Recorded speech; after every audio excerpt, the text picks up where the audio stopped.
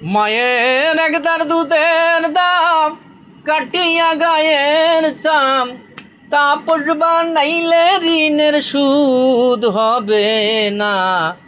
এমন দরদি হবে কেউ হবে না আমার মায়া গো। মায়ের একদার দুধের দাম কাটিয়া গায়ের চাম, একদার দুধের দাম মা গো মা। মায়ের একদার দুধের দাম কাটিয়া গায়ের চাম, তাপস বানাইলে ঋণের সুদ হবে না। এমন দরদি হবে কেউ হবে না আমার মা গো।